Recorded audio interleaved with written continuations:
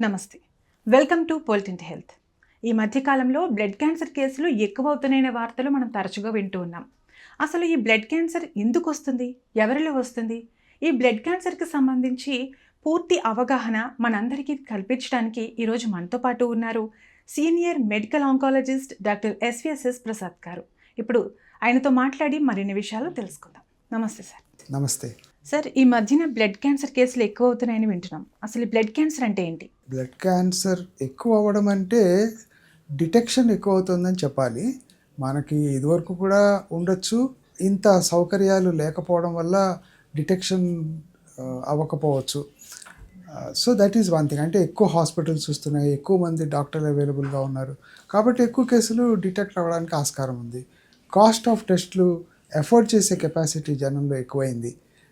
Insurance అనండి, స్వతహాగా మన జీడిపి పెరుగుతుందని రోజు అంటున్నాం కదా, వాటి ప్రభావం అనండి. ప్రజలు అది ఎఫోర్డ్ చేసుకుని ఆ టెస్టులు చేయించుకుని వాళ్ళు డయాగ్నోసిస్ చేయించుకుని ట్రీట్మెంట్కి వచ్చే పరిస్థితులు రాను రాను ఇంప్రూవ్ అవుతున్నాయి, దాంట్లో డౌట్ లేదు.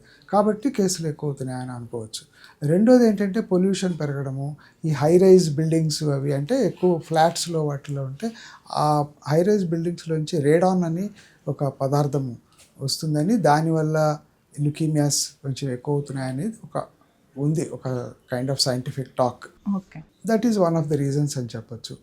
సో ఈ రకంగా మనకి బ్లడ్ క్యాన్సర్లు ఎక్కువగా కనపడుతున్నాయని చెప్పాలి. ఇంకా ఫుడ్లో ప్లాస్టిక్ కలవడం వల్ల, జంక్ ఫుడ్ వల్ల కూడా క్యాన్సర్ వస్తుందని వింటున్నాం. వస్తుంది. జంక్ ఫుడ్ వల్ల ఇతరతరమైనటువంటి క్యాన్సర్లు like stomach cancer, colon cancer ఇవి వచ్చే అవకాశం ఎక్కువ. కేవలం బ్లడ్ క్యాన్సర్ వస్తుందని చెప్పడం కష్టం. అయితే మదర్స్ కనుక స్మోకింగ్ చేస్తే పిల్లల్లో లుకీమియా రావచ్చు అనేది ఇదివరకు నుంచి కూడా ఉన్నది.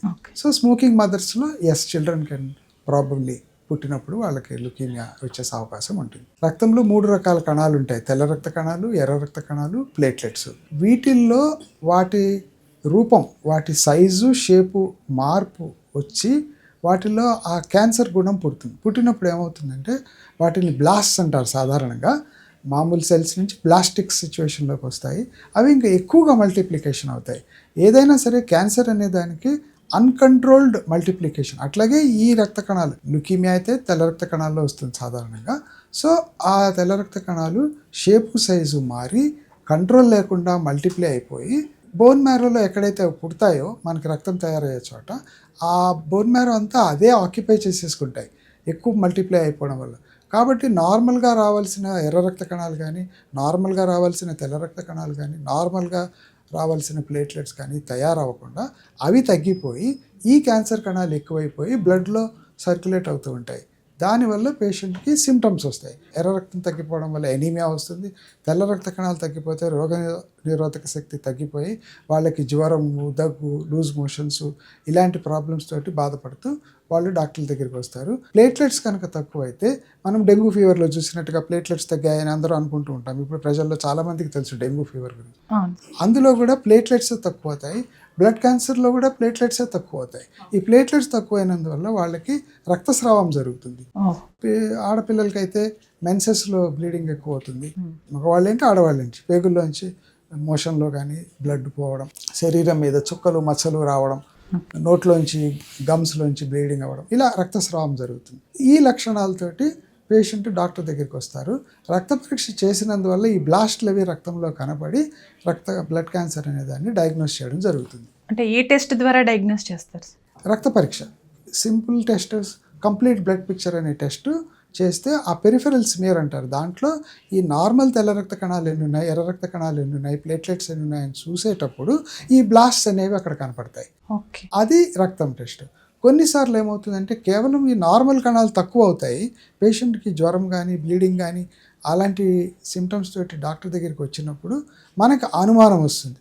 వాళ్ళల్లో లివర్ అని, స్ప్లీన్ అని, లింఫ్ గ్లాండ్స్ అని ఇలాంటివి ఏమైనా పెరగడం వల్ల గమ్ హైపర్ట్రోఫీ అంటాం. నోట్లో ఈ దంతాలు ఇగుళ్ళు వాయడం అంటారు. That is called gum hypertrophy. అలాంటిది ఏదన్నా వస్తే మాకు డాక్టర్లకు అనుమానం వస్తుంది. అప్పుడు ఏం చేస్తాం, రక్తంలో ఇంకా కనపడకపోయినా బోన్ మ్యారో టెస్ట్ అని చెప్పి చేస్తాం. బోన్ మ్యారోలో నీడిల్ టెస్ట్ చేసి, బోన్ మ్యారో కూడా రక్తంలాగానే ఉంటుంది పల్చగా. సో దాన్ని మనం తీసి స్లైడ్స్ చేసి చూస్తే అందులో ఈ బ్లాస్ట్ సెల్స్ కనపడతాయి. అప్పుడు బ్లడ్ క్యాన్సర్ అనేది డయాగ్నోసిస్ అవుతాం. ఎన్ని రకాలు ఉంటుంది సార్ బ్లడ్ క్యాన్సర్? ముఖ్యంగా 2 రకాలని చెప్పాలి. అక్యూట్ లింఫోబ్లాస్టిక్ ల్యూకేమియా అని ఒకటి, అక్యూట్ మైలోబ్లాస్టిక్ ల్యూకేమియా అనేది చెప్పాలి. ఓకే.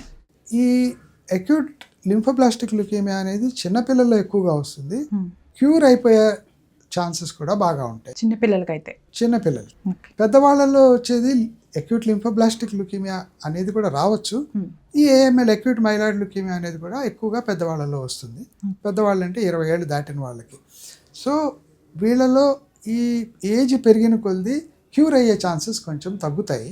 బట్ ఎస్, ఆధునిక ట్రీట్మెంట్స్ లైక్ ఈ కీమోథెరపీల తర్వాత బోన్ మ్యారో ట్రాన్స్ప్లాంటేషన్లు అవి చేసి కొంతమందిని వాళ్ళల్లో కూడా క్యూర్ చేస్తున్నాం. ఆల్ ఇన్ ఆల్ చెప్పాలి అంటే బ్లడ్ క్యాన్సర్ అనేది వచ్చేటప్పుడు ఉధృతంగా వస్తుంది. మంచి ట్రీట్మెంట్ తీసుకుంటే క్యూర్ అయ్యే ఛాన్సెస్ కూడా ఉంటాయి. ముఖ్యంగా బ్లడ్ క్యాన్సర్ని ట్రీట్ చేసేటప్పుడు వాళ్ళకి కీమోథెరపీ మందులేమో క్యాన్సర్ని, ఆ బ్లడ్ క్యాన్సర్ సెల్స్ని అటాక్ చేయడానికి ఇస్తాము.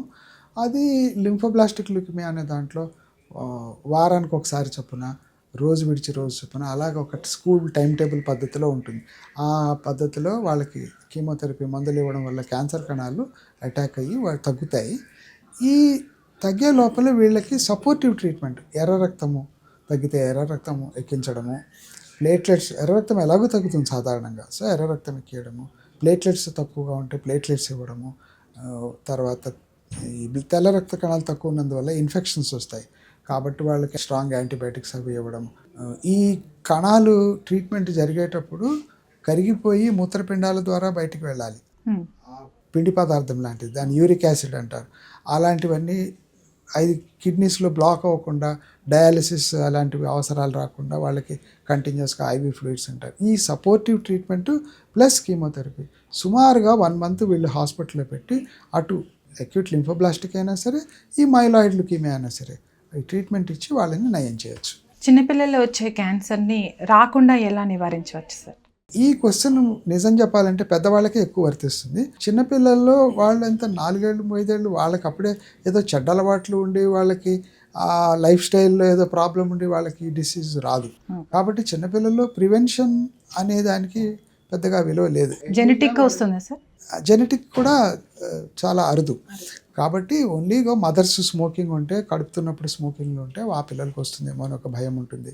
అంతే తప్ప చిన్నపిల్లల్లో కేవలం నివారించడానికి ఏమిటి అనే దానికి ఇతిమిద్దంగా ఏమీ గైడ్లైన్స్ లాంటివి ఏమీ లేవు. ఎందుకంటే ఆ కారణాలే లేవు దానికి. వేరేస్ పెద్దవాళ్ళలో వచ్చేటప్పటికి వాళ్ళు లైఫ్ స్టైలు ఇతరతర, నాట్ బ్లడ్ క్యాన్సర్ బట్ వేరే క్యాన్సర్లకు అది ఎక్కువ వర్తిస్తుంది. ఒక స్మోకింగ్ కానీ, ఒక ఆల్కహాల్ కానీ, ఒక ఫుడ్ హ్యాబిట్ కానీ, జంక్ ఫుడ్ అని, ఇవన్నీ వాళ్ళకి వర్తిస్తుంది. సో చిన్నపిల్లల్లో ప్రివెన్షన్ అనే దానికి ఎక్కువ విలువ లేదు. Early diagnosis is important. త్వరగా చూసే 2-3 వారాల్లో ఏదైనా జ్వరం వచ్చింది, తగ్గట్లేదు, పిల్లవాడు కానీ పాలిపోతున్నాడు, తెల్లగా అవుతున్నాడు అంటే చూసుకొని డాక్టర్ గారి దగ్గరికి వెళ్ళి పరీక్ష చేయించడం అనేది అవసరం. చిన్నపిల్లలు ఎక్కువగా బయట ప్రాసెస్డ్ ఫుడ్స్ తినడం వల్ల కూడా ఈ క్యాన్సర్ వచ్చే ప్రమాదం. ఇది కొంచెం మంచి ప్రశ్న చెప్పాలి. ఎందుకంటే చాక్లెట్స్, బిస్కెట్స్లో వాటిల్లో క్యాండీస్ అని ఉంటాయి, రంగురంగుల బిళ్ళలు, జెల్లీ టైప్ ఉంటాయి. ఎన్ని ఎక్కువ రంగులు ఉంటే అదంత మంచిది కాదనమాట. సో అలాంటిది నివారించడం మంచిది. సార్, బ్లడ్ క్యాన్సర్ వచ్చింది అని తెలిసినప్పుడు ఇక మా లైఫ్ అయిపోయిందని చాలామంది అనుకుంటారు. ఈ రికవరీ ఛాన్సెస్ ఎంతవరకు ఉంటాయి? ఇందాక చెప్పినట్టుగా చిన్నపిల్లల్లో అయితే 70-80% మందికి క్యూర్ అయ్యే అవకాశాలు ఉంటాయి. కరెక్ట్ ట్రీట్మెంట్, కరెక్ట్ ప్లేస్లో, సరైన సదుపాయాలతోటి వాళ్ళకంటే సపోర్టివ్ కేర్కి సదుపాయాలు అనమాట. ఒక బ్లడ్ టెస్ట్ కానీ, బ్లడ్ ప్రోడక్ట్స్ ఎక్కించడం కానీ, కీమోథెరపీ మందులు అవి సరిగా ఇవ్వడం కానీ, ఐవీ లైన్స్ దగ్గర నుంచి జాగ్రత్తగా అన్నీ చేస్తే వాళ్ళు 70-80% మంది పిల్లల్లో రికవర్ అయ్యి క్యూర్ అయిపోతారు కూడా. కొంచెం వయసు దాటి 20-25 సంవత్సరాలు దాటిన వాళ్ళకి ఏజ్ పెరిగిన కొద్దీ కొంత శాతం తగ్గుతుంది, కానీ ఈ క్యూర్ అయ్యే శాతం తగ్గుతుంది అంటున్నాను. బట్ ఓవరాల్గా ఒక 50-60% మందిని క్యూర్ చేయొచ్చు ఓన్లీ కీమోథెరపీ ద్వారా. ఆ పైన క్యూర్ అవ్వని వాళ్ళకి బోన్ మ్యారో ట్రాన్స్ప్లాంటేషన్ అని ట్రీట్మెంట్ ఉంటుంది. దాంతో ఇంకా కొంత శాతాన్ని మనం తగ్గించవచ్చు. ఇప్పుడు కొత్తగా కార్టీ సెల్ థెరపీ అని అలాంటివి కూడా వస్తున్నాయి. వాటితోటి ఇంకొంచెం శాతం మందిని మనం క్యూర్ చేయొచ్చు. సో ఆశ లేకుండా లైఫ్ లేదు అనే పరిస్థితి అయితే లేదు. వాళ్ళ యొక్క వయస్సును బట్టి, హాస్పిటల్ సదుపాయాలను బట్టి మనం మంచి ట్రీట్మెంట్ కనుక ఇస్తే ఓవరాల్గా 70-80% మందిని మనం క్యూర్ చేసేయచ్చు. సార్ ఇప్పుడు యూత్ చాలామంది డ్రగ్స్ అని ఆల్కహాల్ అని ఎడిక్ట్ అవి చాలా అంటే హెల్త్ ప్రాబ్లమ్స్తో ఫేస్ చేస్తూ ఉంటారు. మీరు వారికి ఎలాంటి మెసేజ్ ఇస్తారు? ఏ రోజున చెప్పినా అది వైద్యపరంగా కానీ మానసిక పరంగా కానీ డ్రగ్స్ అనేవి మంచిది కాదు. వాటి వల్ల అన్ని అనర్థాలే తప్ప వచ్చేదేమీ లేదు. ఆరోగ్యపరంగా కనుక చూసుకుంటే కొంతవరకు క్యాన్సర్ల దాకా దారితీస్తుందని మనం అనుకోవచ్చు. ఇతిమితంగా ఈ డ్రగ్ తీసుకుంటే ఈ క్యాన్సర్ వస్తుంది అని ఇప్పుడు ఇంకా ప్రూఫ్ అయితే లేదు. బట్ దాంతోపాటు మిగతా లైఫ్ స్టైల్, ఆహార విషయాలు అవి కూడా మారుతాయి. స్మోకింగు, ఇతరత్ర అలాంటి చెడ్డ హ్యాబిట్స్ కూడా దాంట్లో మిళితమై వచ్చే అవకాశం ఉంది. కాబట్టి ఎట్టి పరిస్థితుల్లో అది ఆరోగ్యానికి మంచిది కాదు, భవిష్యత్తుకి మంచిది కాదు. కాబట్టి వాటికి దూరంగా ఉండడం చాలా అవసరం. సార్, బ్లడ్ క్యాన్సర్ పేషెంట్కి రక్త మార్పిడి వల్ల ఎలాంటి ప్రయోజనం ఉంటుంది? రక్త మార్పిడి అనే దాన్నే మీరు వాడుక భాషలో చెప్పినట్టు లెక్క, దాన్నే నేను బోన్ మ్యారో ట్రాన్స్ప్లాంటేషన్ అని చెప్తున్నాను. యాక్చువల్గా బోన్ మ్యారో ట్రాన్స్ప్లాంటేషన్ అంటే అదేమి ఆపరేషన్ ఏం కాదు. మంచి డోనర్, ఒక బ్రదర్ కానీ సిస్టర్ కానీ మ్యాచ్ అయిన HLA మ్యాచ్డ్ డోనర్ అంటారు. ఆ డోనర్ దగ్గర నుంచి రక్తంలో ఉండే స్టెమ్ సెల్స్ అని ముందు బయటకు తీస్తాం. అది మెషిన్లో ఫిల్టర్ అయ్యి వచ్చినట్టుగా లెక్క. ఎలాగైతే మనం ప్లేట్లెట్స్ ఒక బ్లడ్లోంచి తీస్తామో ఇది కూడా అలా తీసి ముందు దాచిపెట్టి ఈ పేషెంట్లకి మేము మంచి డోసు, హై డోస్ కీమోథెరపీ అంటాం, అది ఇచ్చి ఎప్పుడైతే హై డోస్ కీమోథెరపీ అనేది ఇస్తామో అంటే 10 రెట్లు 20 రెట్ల పవర్ఫుల్ ట్రీట్మెంట్ ఇచ్చేటప్పటికి వాళ్ళకి బోన్ మ్యారో నాశనం అయిపోతుంది. బోన్ మ్యారోలోంచే మనకి రక్తము ప్రొడ్యూస్ అవుతుంది. అది మనం నాశనం చేశాం కాబట్టి మళ్ళీ ఖాళీ అయిపోతుంది. ట్రీట్మెంట్ ఇచ్చిన తర్వాత ఈ ఎఫెక్ట్ తగ్గిపోయిన మరునాడు ఈ దాచిపెట్టిన స్టెమ్ సెల్స్ని మళ్ళీ వెనక్కిస్తాం ప్లేట్లెట్స్కి. దీన్నే మామూలు వాడుక భాషలో రక్త మార్పిడి అంటారు. ఇట్ ఈస్ బేసికలీ ఒకళ్ళ రక్తంలోంచి తీసిన సెల్స్ ఒక డోనర్లోంచి ఈ పేషెంట్కి ఇవ్వడం జరుగుతుంది. ఎప్పుడు అంటే ఆఫ్టర్ ఈ కీమోథెరపీ తర్వాత వాళ్ళ బోన్ మ్యారో మొత్తం ఉన్నది నాశనం అయిపోయి చెడ్డుది నాశనం అయిపోయి క్లియర్ అయిపోయిన తర్వాత ఈ డోనర్లోంచి దాచిపెట్టిన స్టెమ్ సెల్స్ ఇవ్వడాన్ని రక్త మార్పిడి అంటారు. ఇది చాలా ఇంపార్టెంట్ ట్రీట్మెంట్ లుకీమియాస్లో. ఏ లుకీమియా అయినా ఫస్ట్ ఇచ్చిన కీమోథెరపీ తర్వాత మళ్ళీ తిరగబెట్టినా లేదా ఫస్టే దానికి కొంచెం హై రిస్క్ ట్రీట్మెంట్, అందులో కేటగరైజేషన్ ఉంటుంది. మాకు జెనెటిక్ టెస్ట్లని అవి చేసి ముందే దానికి రిస్క్ ఎక్కువ ఉందా తక్కువ ఉందా, రిస్క్ అంటే మళ్ళీ తిరగబెట్టే గుణం ఉందా అని మేము గుర్తించినప్పుడు వాళ్ళకి ముందే ట్రాన్స్ప్లాంట్ గురించి పేషెంట్కి చెప్పడం, ఈ డోనర్ని మేము ఐడెంటిఫై చేయడం, తర్వాత వాళ్ళ దగ్గర నుంచి ఈ తీసుకుని స్టెమ్ సెల్స్ తీసి పెట్టుకోవడం, పేషెంట్కి ట్రీట్మెంట్ ఇచ్చి తర్వాత ఈ స్టెమ్ సెల్స్ ఎక్కించడం, ఈ ప్రాసెస్ని రక్త మార్పిడి ఆర్ బోన్ మ్యారో ట్రాన్స్ప్లాంటేషన్ అంటారు. బోన్ మ్యారో అనే దానికి రక్తము ఈక్వల్ అనమాట. అందువల్ల ఆ మార్పిడి అనే మాట వచ్చింది. మార్పిడి ఎందుకంటే డోనర్ నుంచి రిసిపియంట్ అంటే పేషెంట్కి మార్పు జరుగుతుంది కాబట్టి రక్త మార్పిడి అనే పదం వాడుకలోకి వచ్చింది. బ్లడ్ క్యాన్సర్కి సంబంధించి ఎన్నో డౌట్స్ క్లియర్ చేశారు. చాలా మంచి ఇన్ఫర్మేషన్ ఇచ్చారు. Thank you sir. Thank you very much.